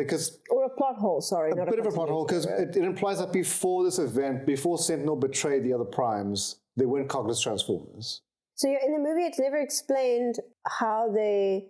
communicated to the cogless. Yeah, how the cogless came into being. A whole separate because they're not natural. They've been stripped of their potential in order to become just a lower mining class. So I mean, if you think about it, like maybe the people that were there that were saying, "Hey, this is a bad idea. You shouldn't do this." He may have just killed them. He may have just murdered them. That's very possible. They're arachnoid. He just killed them. All the people that were like, yes, we're going to do this. This is a great idea. Let's create a sub-race of people that we've convinced are miners born this way. And never tell them otherwise. Yeah. I mean, anybody who is involved in the plan will never tell them otherwise. Yeah. And I guess, like you said, people who are against it, people who are against it will probably just murder it off screen, potentially. Yeah. I do wish that was maybe brought up a little bit more, but... Then the movie would have been like... It would have been much longer. Also, I would have been okay with that. Yeah. I would have been okay with a 3-hour-long movie that really delved into... It touches on those heavy subjects, right? Like, it gets into, like, this is actual slavery. This is actually creating, like, a downtrodden group of people. Yeah. Through, like... fascism is the best Basically, word. it's fascism. Fascism is they're basically made these people believe that they're a lower class of people, and this is all they're good for is mining. Also, here's a dumb joke that falls flat. Yeah, because we've got to break the tension a little bit. Because here's some serious topics about slavery and body mutilation. And organ harvesting. I kind of assumed he was maybe giving the T-cogs to the Quintessons as well, but it's just energon. Well, were they just melting them for energon? No, they were just giving them energon cubes because the trains that they were using to transport waste to the servers is in fact trains transporting a bunch of energon cubes, which is revealed a bit later on. So you're asking what happened to the T-cogs? Yeah. What do they do with them? What do they do with them? Maybe they're in storage somewhere because they're useful. Because they kind of, at the end, get them back, but in a very silly way. I can't see how... Well, not a silly way, just a very like whoa, okay, cool, sure. I can't see how may have kept them. But then I was also like, maybe he didn't keep them because he doesn't want them to get it back. Maybe. He doesn't want any opportunity for them to get it back. That's possible. It might have just been destroyed, Which is also terrible because a T-cog is like... Unique. It's like ripping out somebody's heart. So... Or like kind of like, it's a bit more than just their heart. It's like their person, it's the core of their being that they're extracting from them. Like not quite being lobotomized, but a similar sort of thing maybe. They're like subdued. Yeah. Or a shadow of what they could have been. Yeah. Like, but they being Orion Pax and D16. Sorry, that's the producer of these scratching around. And Bumblebee, of course. Yeah. And Elita 1. They all have very strong personalities. They do have strong personalities, you're right. So maybe not like even all the other minor characters who didn't have T-cogs that were featured, even however briefly, all had personalities and attitudes and feelings and maybe sentiments. That's not the right word that I'm looking for. Maybe that part of it isn't necessarily as a big deal as we know it to be from other media. That's what I'm trying to say. So there's a line later on where Prime is like, oh, we were stripped of our autonomy, now we're Autobots because we're autonomous again. It's their autonomy that's being taken away from them. The ability to move around freely. The ability to act freely. Because they're slaves. Because they're slaves, essentially, Yeah, like, so it's more than just losing a physical part of yourself. Yeah, so it's more than just losing like a finger. Yeah. Like, it's way, way deeper than that. Oh, yeah, like, absolutely. Yeah. They find Alpha Trion in this overgrown cave, surrounded by the bodies of the other primes, like Megatronus and Quintus and Micronus, all of those dudes. So I was a little bit weirded out by this scene of like, oh, we'll just give him some energon. Yeah, they just put a little cube in his mouth, It was really funny. I felt a bit like, you know when you see those videos and like those horse girls and they've got sugar cubes and it's like activated. God, it was really funny. He's like, the war! And he screams about the war. I was just thinking like, oh my God, like I'll kill you! I'll kill you! But also, like, he seemed quite shocked that they're missing the T-cogs, and he's like, well, what the dude? Where's your cogs? He was a bit like weirded out. Like, oh, we never had them. He's like, no, everybody has them. What do you mean? He was a bit weirded out by that. Yeah. Like, that was interesting. Yeah, and he's able to give them T-cogs and the other fallen primes, which kind of then turns them into who they should have been. It's basically like the Super Mario eating the mushroom thing. Kind of, yeah. Yeah. And this is also... This is also the turning point in the personalities of Orion Pax and D16. Yes. Where D16 is incredibly fucking angry at Sentinel. Obviously for the right... He's angry he's justified in his anger. It's like puberty. Yeah, it's a bit like puberty in a way. In terms of like... they're full of robot hormones, man. They're full of energy and anger and... No direction. And no direction. And they have all this... sentiment that's built up inside them that they have unlocked now. Mm-hmm. And it's a lot. Yeah. It's a lot to deal with. And that dynamic between, obviously this is a really big part of the movie, the dynamic between the characters, specifically the two main characters. Yeah, it really sort of starts taking a turn here, Really, there's a sharp dive at a certain point. I suppose that we are talking about spoilers. Yeah, there's spoilers. Yeah, so when there's betrayal, then it's just like... When D16 learns of the betrayal, it hits hard. It hits you. Yeah. Like, oh, shit. Okay, the realization of like what's really going on, or at least casting some light on some of what's going on, because I think at that point in the movie, we don't know for the full... You don't know the full extent of what's happened at that point, Yeah. You don't know the full extent of what's going on. So at this point... I think this is before, after they get the T-cogs, they they watch Sentinel meet up with the Quintessons, and he basically gets bodied by them. They just pick up and roar at him. They're like, oh, where's the rest of the energy? It's like, oh, it's coming, bosses. So it's pretty funny that on the surface he's all like meek and subjective, but down below he's like, I'm the big dude. Look at me with my wings. I'm so cool. I've got the biggest robot You dick. can be like me. Yes, exactly. You know. Fucking hell. So he's definitely feeding off of that energy. Oh, yes, yeah. He had a great line at some point about like something about he makes the rules or whatever. I can't remember. It was like near the. It was quite near towards the end, yeah. I was gonna say, wasn't it like early on? No, it was towards the end when stuff was happening. Shit, I don't remember. Yeah. There were a couple cool lines in the movie. A couple good lines. So yeah, they get the T-Cogs. Yes, and yes. At some point you mentioned how they become good fighters all of a sudden. I think it's the T-Cogs that gave them the ability to do that. They just get the jubies. Yeah, they get good T-jubies. Because as revealed later on, Sentinel Prime has Megatronus's T-Cog. Megatronus is kind of like, he's a big purple Prime. He's the strongest and the badass, which he keeps saying like, oh, he's the best one. Yeah. Looks like this. Look at this guy. Yes. So Sentinel Prime basically harvested Megatronus' T-Spot for himself. And I think it's also why he's a bit more powerful because he has that energy in him now. And all the years of experience in fighting of Megatronus. Not to derail this conversation, but I feel like this is reminding me of some other media. Yeah. Where like the characters consume the energy of other. Are you thinking of Kung Fu Panda 3 with the Jade stuff? No, I'm actually thinking about something like from maybe the 90s. Okay, we can always cut this part out. Yeah. So every few years, I say to you, baby, do you remember that show? And you're like, what are you talking about? And then I try to explain to you, and then you're like, oh yes, that show. And I'm like, ah. Yeah. And then I just forget immediately. So there was a show. I can't remember what else was on at the time or when it was made, but it's quite old. Okay. I'm thinking 90s. Yeah. There's these, I think it's set in space. There's these human-like warriors who wear these suits, and they have these outfits, and it's got like a depiction of an animal. Oh, visionaries. And they can turn into the animal in like an energy form. Yeah, visionaries. Yes. So I think in Visionaries. Visionaries from the 80s. You can.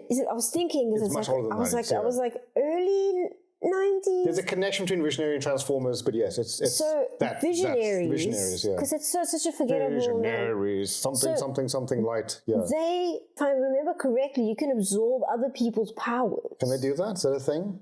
I don't know. If you're a fan of Visionaries, let us know in the comments below, and also tell us what are we talking about. We're gonna cut this part If you don't cut it out, lucky you.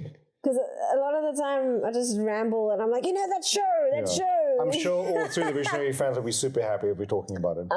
Yeah, so I think maybe I'm thinking about something else, but there is a similarity there that you mentioned with the Kung Fu Panda thing about, I think there was Kung Fu Panda 3. Yeah. Where like absorbing other people's like there's a little bit of that with the T-Cogs, where like there's a bit of something in there. Because later on there's also a bit more of that. Maybe instead of having like that, maybe it just helps you unlock something that was already there inside you. I think that's also part of it. I think it's a bit of both. So it's contextual per character. Yes. I would say. But like, what if somebody gets somebody else's T-Cog? Because then if you're tied to that, say like, for example, we're using the i.e. the heart is like a T-Cog. Okay. Then you can't, even if the surgery was perfect, you can't take out somebody else's heart and replace it with yours. You can't take somebody else's heart and do a heart transplant necessarily, because your personality and who you are is inextricably connected to that organ. It's not really the part of the T-Cog in that sense. Like the heart of the Transformer is the spark, which is the soul. I think the T-Cog is just kind of like a bit of the experience and a bit of the potential. And like you said, it unlocks the potential in other characters. Yeah. Yeah. So when they get their T-Cogs back. Yeah, well, they get new T-Cogs. When the people get their T-Cogs back, the miners. Yeah. How does that happen again? So the very end of the film. Yes. So should we just jump to the very end and talk about spoilers? Well, we're on spoiler territory already. So basically, the end of the film. How did they get their T-Cogs back? Prime gets the Matrix again because he gets chosen to wield the Matrix because he becomes worthy. He holds it up. The energon starts flowing again, And then out of the energon comes a bunch of T-cars that fly into the miners and gives them their powers back. Yeah, I thought that was a bit like, okay. I'm a little bit confused as to That how felt that very rushed at that works. point. I'm not sure how that works. It's like, we've got 2 minutes left. Yeah, like, that's kind of what it was, I think. We've got 120 seconds left to end this movie. All these guys got to transform at some point, man. We've got to do something. Yeah. How are we gonna cram this in, right? So when that happened, I was just confused because I didn't understand. I didn't understand how, what? Sorry, yeah. I'm still confused. I think that is one of the weaker points in this film. It felt very out of nowhere, but also you got to get them to transform again, man. You got to turn them. Ironhide's got to become Beast Truck, and RC's got to become a thing. Jazz got to get his thing. They had to get done. It's just sort of a very convenient way to do it, but also I think it's fine. It's just kind of silly. Yeah, when I was watching it at the very end, I had been a little bit boozed up at that point because we were lucky enough to be able to access a cinema where you can buy alcohol. Yeah, alcohol, which is the first for us at the cinema.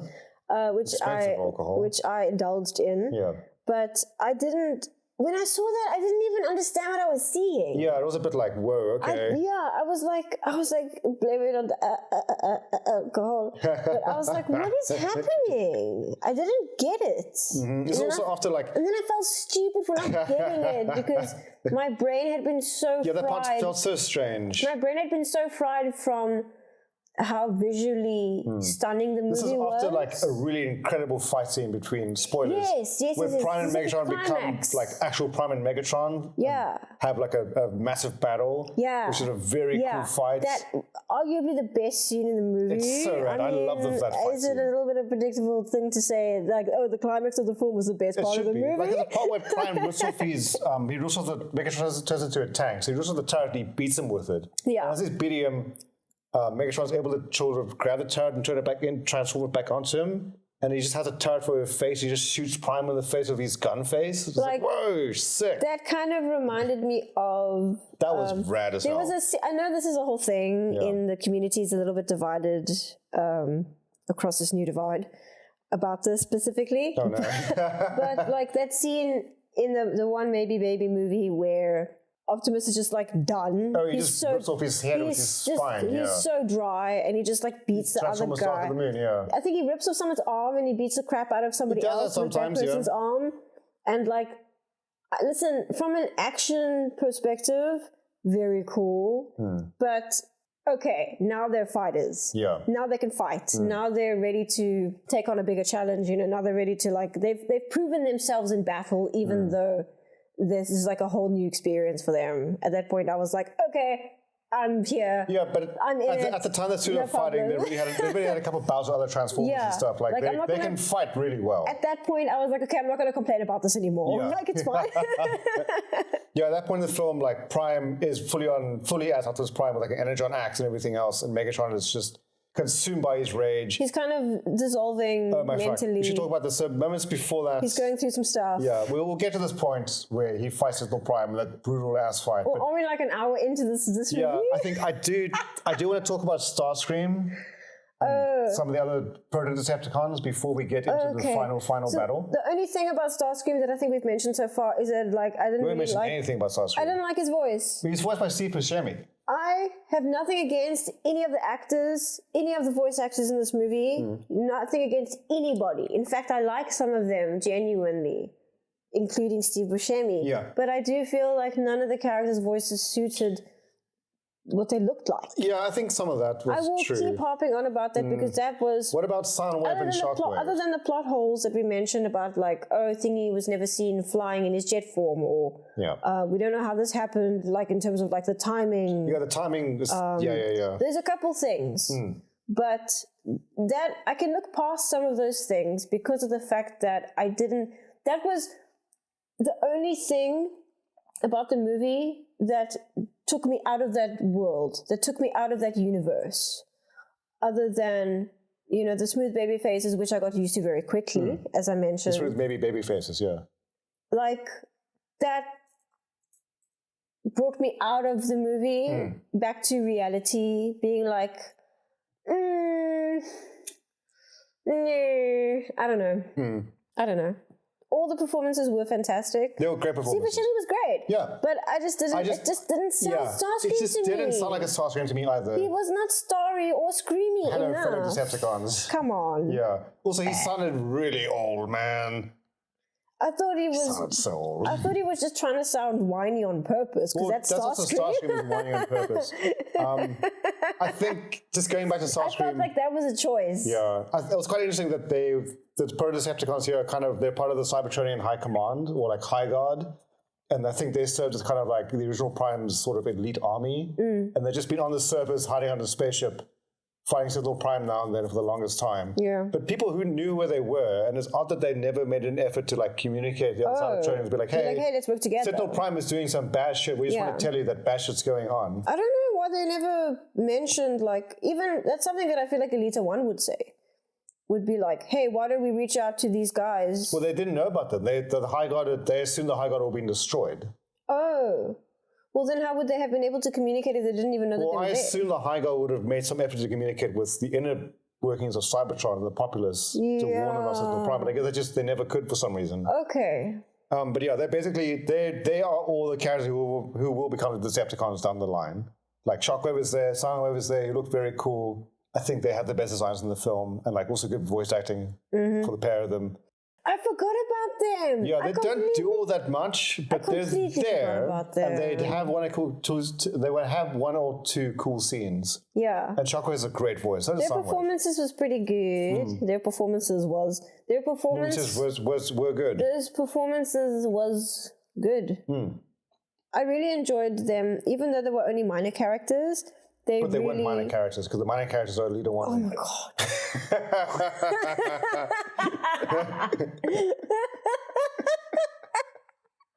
Yes, okay.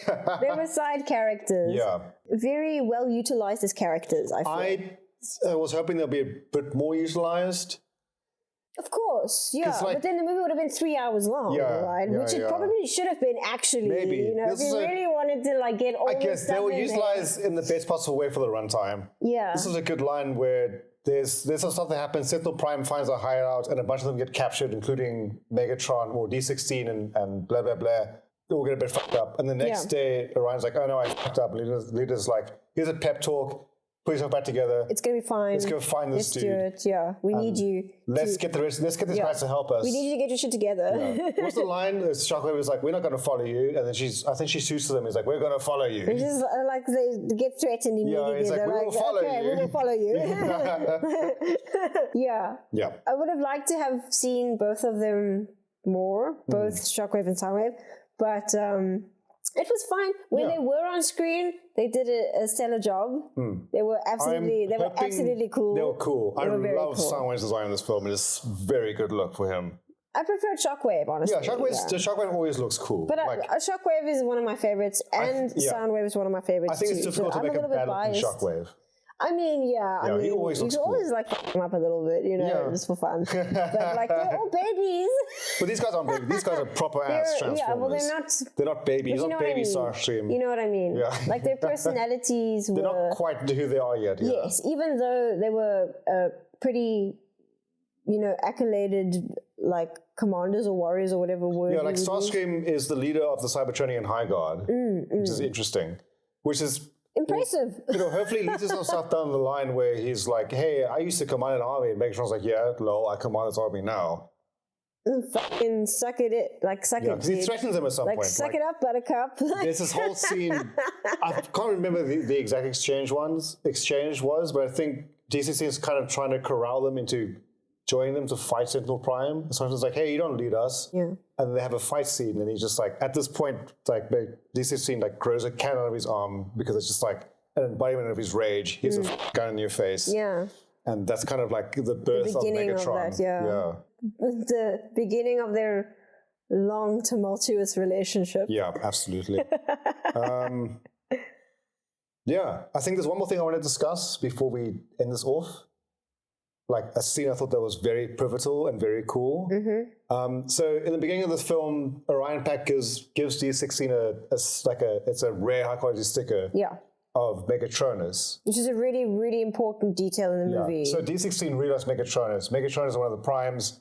He basically has a mask that will become the inspiration for the Decepticon symbol. So D16 has a sticker on his shoulder for the whole film. Yeah. And when they get captured by Sentinel kind of mocks them. It's like, oh, you like the symbol so much. Yeah. Like, I fucking murdered... What a big nerd. I murdered Megatronus myself and stole his fucking organs. Yeah. And then he burns the symbol to Megatron's chest. And that was a very fucking cool thing, because then that becomes the moniker for the Decepticons. Yeah. And I thought that was fucking rad. And I wish there was an explanation of the Autobot symbol in a similar way, because that doesn't really come about. There's no like, here's the origin of the Autobot symbol as far as I could remember seeing. I don't know. You only see at the very end, and it just flies at you out of the screen. It's like, oh, the Autobot symbol. It's like, oh, yeah, but where did it come from? There's such a cool origin for the Decepticon one. Yeah. It would have been nice if there was like a counter to the Autobot one. So this like really, really intense scene just happened that's like so heavy with meaning and a little bit traumatic, quite honestly.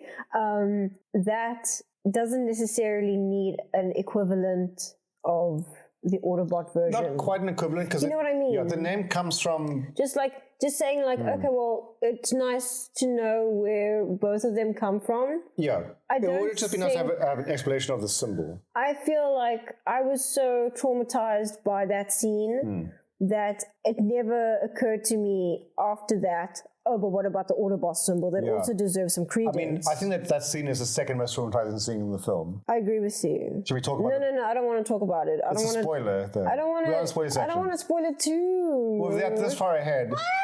So when Megatronus, D16 finally fights Sentinel Prime, and he like gets him down and he almost murders him. Yeah. Orion Pax steps in the way, so he doesn't shoot him entirely because he needs to be brought to justice and blah, blah, blah. And therefore, D16 basically kills Orion. And there's a part where he's holding Orion, he's about to fall off into the depths of Cybertron. He's like, I'm done helping you. And he just lets him go. Yeah, it's been one of those moments. Megatron's eyes are red. And it's like, okay, now he's a bad guy. Weren't we talking about the Lion King like earlier? At some I'm point, not sure if we were recording that or not, but I'm not sure. Anyway, Mufasa. Yeah.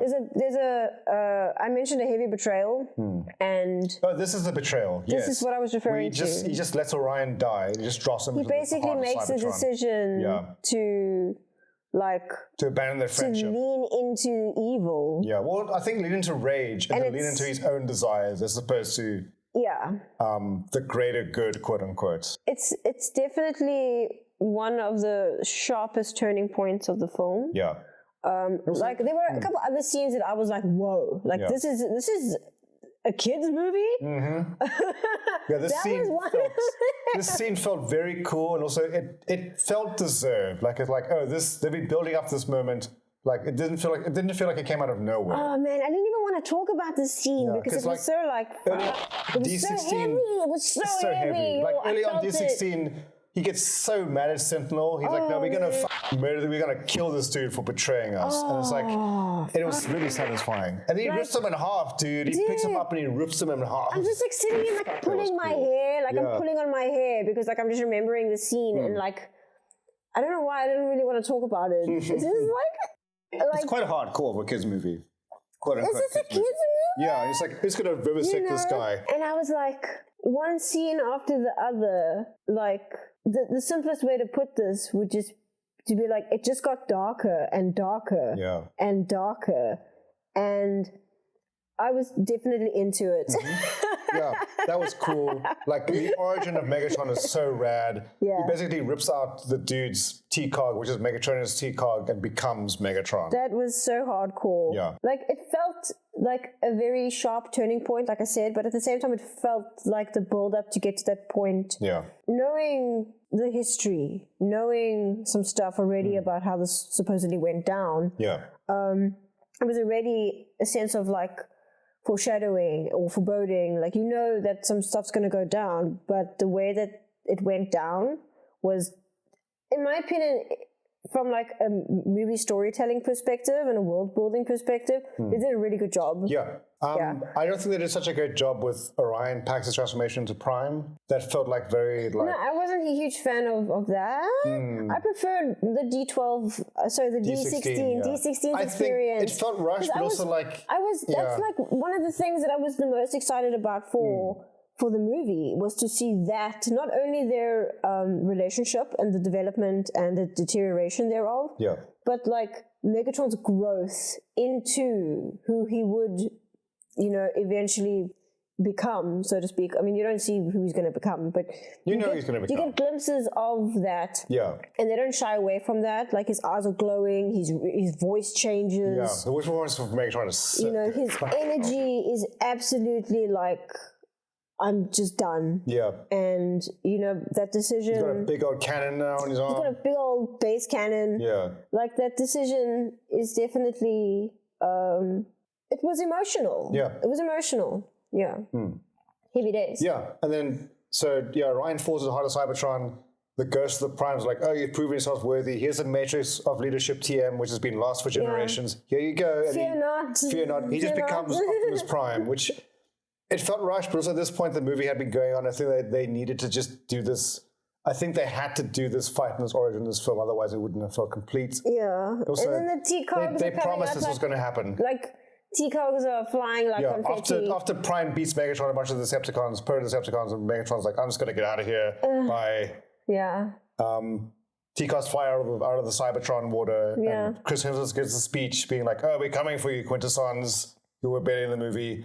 I didn't like that last speech. Yeah. I know every Transformers film ends with kind of like an Optimus Prime speech at this point. Yes. But that one felt not great. No, like after the T-Cog thing, my brain just switched off. Yeah. I was like, what? But there's an end credits scene where... Which we missed. But we saw it illegally, don't worry about it.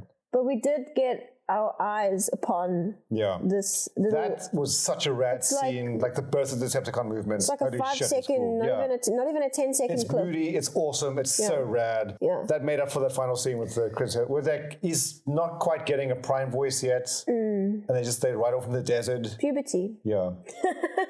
Cool. So I think if you've joined us for this long, thank you very much. We've just come out the spoiler zone. Hello to everyone who didn't get spoiled. Yeah, the spoiler zone is a spooky place, guys.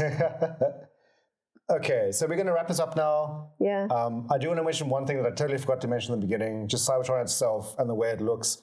I love how the roads form as they're driving through the air and stuff and just driving along. And the roads just kind of form in front of them. Yeah. It was such a cool detail, man. That's some engineering that we will never understand. And also the sound design, like that and the way the sound design that transformed is very familiar. It's very reminiscent of the Transformers War for Cybertron games, which I think is intentional. Okay. There's lots of little sound cues and stuff like that where like this is based on this here and here's a little reference to this. I mean, I didn't pick up on any of that, but also... You're not as, let's say, entrenched as I am. Yeah, I'm not as I'm well-versed in don't worry, I will sound design and stuff as well. Transform your knowledge. Oh my God. On a T-cog that... Get T-cogged. I'm not impressed. And neither is the producer. No, he's not impressed at all. Like, they even got Brian Taylor to do the soundtrack, who is the composer for Transformers Prime. Having said that, I don't remember any of the score from the movie. Me neither. I don't remember any of the music, actually. Like, I'm sure if I track it down, it will be rad as hell. I'm sure it's good. I just don't remember any of it, which is not great. Oh, I feel bad for not remembering it. I don't really remember any of the music either. Yeah. I was just mostly engrossed in all the beautiful lighting. But I think that's also... the scenes if you don't remember the music, that means it also was complementing everything else to such a degree. Everything just kind of blended together in the perfect... Which is ideal, right? Transformers synergy. Stop making puns, baby. I can't help it. I've been... We've been talking for over an hour now. Oh my God. Okay. I think we should roll out and rise up out of this couch. Jesus. Yeah, the producer has melted into my lap. Yeah, he's just here. I have melted into the couch. So, final thoughts. Closing thoughts, absolute closing thoughts. Like we said earlier, definitely worth a watch. Oh, yeah, I would absolutely. highly recommend it. I'm not actually sure how I would feel about children watching it. There was a couple of kids in the cinema. I think it's not. I don't think it's going to be scary for kids. I think kids will enjoy because it doesn't talk down to kids. It's like, here's this high level stuff going on. It's enjoyable. So for me, it's a little bit more of like the violence. Yeah, but I think you can get away with the violence because they're robots. There were certain moments in the movie that I mentioned the word earlier that it was either I said gruesome or graphic, and you could say, well, it's gruesome within the context. Yeah. But if you're looking at it and you're saying these are just robots, then you can be like, cool, yeah, whatever. I don't think it's as gratuitous as the Michael Bay robots fighting scenes. It's not gratuitous. Yes, it's just dark at times. Someone does get horribly ripped in half, but it doesn't. I mean, it's not the same. It's not as gross or gruesome as the Michael Bay ripped in half. It's like, whoa! It's quite like shocking, but it's not played for like Mortal Kombat grossness. Yes, it's different. Yeah. So I totally get what you're saying when you say that like that, but like, definitely. I wouldn't say super young kids, but like the demographic is like 8 to 10-year-olds, you know? Definitely a little bit darker than I expected it to be. Yeah. Like the overall messaging. I mean, we went into it with a little bit of an idea of, hey, we know what's going to happen in the future, at least.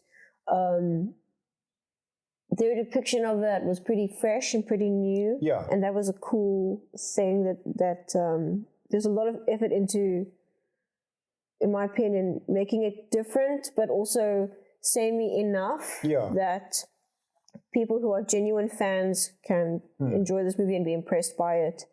And it can keep everybody happy. Yeah, and that's one of the things I've mentioned before about liking my Transformers, that every iteration is fresh. Like, it isn't massively different. It's not massively the same. But there's always something a bit more fresh about it, and it's always reinvented itself in some way. It always feels like it's not trying to be too... Well, sometimes it can be. Like, it can sometimes be a bit too nostalgic and a bit too stuck in its original form and its callbacks. But for the most part, it is always doing its own thing and just trying something different.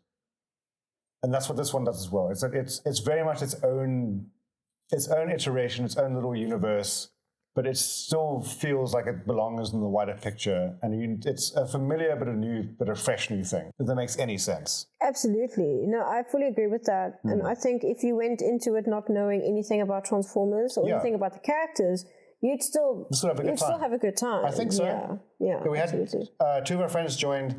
The one person is sort of Transformers versed. I don't know about his partner. I don't think so. Actually, I have no idea if she likes it or not. I don't know. Maybe we can ask her. Maybe we should. We will let you know. If she likes it or from not. the perspective of somebody who is a little bit familiar with what's going on. So we have levels here. Maybe we should have brought Lex is expert level. I wouldn't say expert. I'm pretty high. Just take the compliment. Okay.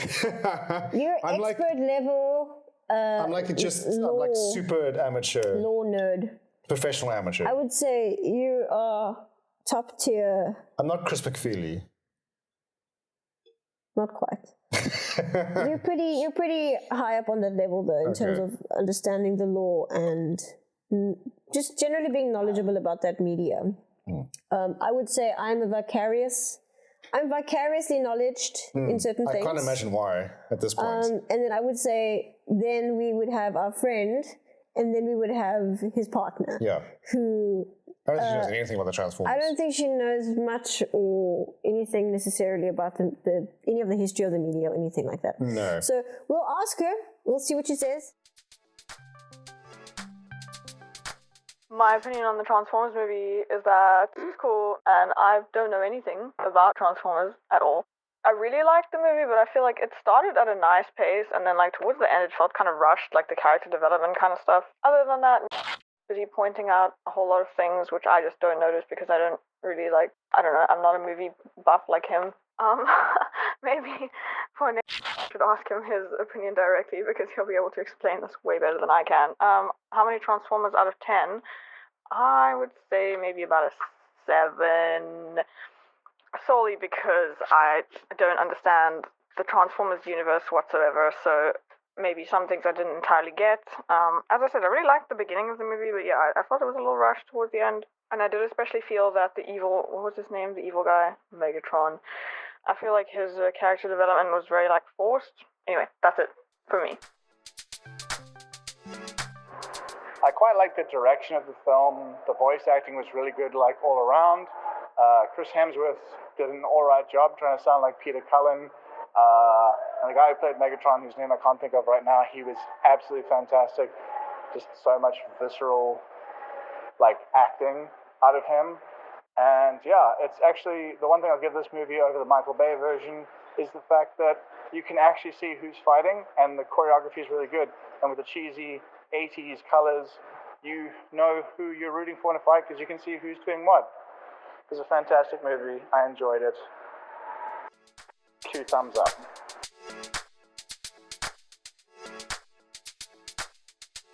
That was Transformers 1. Yeah, overall thoughts, we liked it a lot. I think, as mentioned before, even if you're not a fan of Transformers, I think if you're a fan of just really good animated films, this is a good one of those.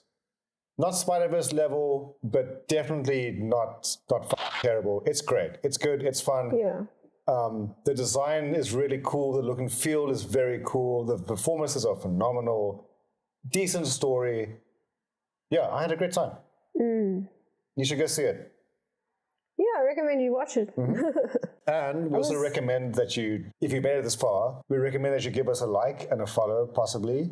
Yes, please. Sorry, I was going to say something. Yeah.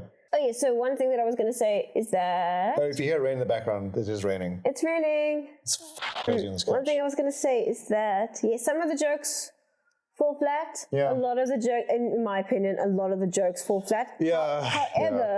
However, it is made up for by some really good gags that do happen and some really good things, some comedic moments of a good comedic break do happen to break the tension a little bit, and those were done well. Some of them were done well. I can't remember any of the jokes now, but I remember enjoying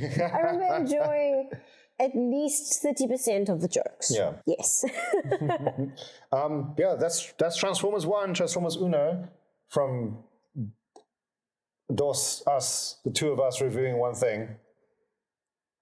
Yeah, thank you for sticking around. We made it this far. If you've survived this far, please consider subscribing and give us a like. We'd really appreciate that. We'd super appreciate that, yeah. That would make us very happy. Let us know your thoughts. Try keep it spoiler-free. It's not spoiler 3s, but try keep it spoiler-free. Transformers 1. Transformers 1, spoiler 3. We were joking, in the comments. We were joking earlier saying that if there's a sequel, it's going to be called Transformers 1 2. Transformers 1 2, yeah. Tell us in the comments what do you think the sequel will be called. And also, do you agree with us? What do you think? Are we right? Are we wrong? Let us know. Of course we're not wrong. We're probably not wrong. Of course we're right. Yeah. Yeah, I'm Lex. I'm Via. The producer is here. You can't hear him, but he's hanging out with us. This has been Toy Trash Talks. Toy Trash Talks. We'll see you next time. Thank you for joining us. See you next time. Thank you. Bye. Bye. Transformers 1. Transformers Bye. Transformers Dos. Transformers. Okay, this is ending now. The gay robot husbands are by. No more bad jokes, please. I've been exposed too much. Okay, I'm pushing stop. Bye.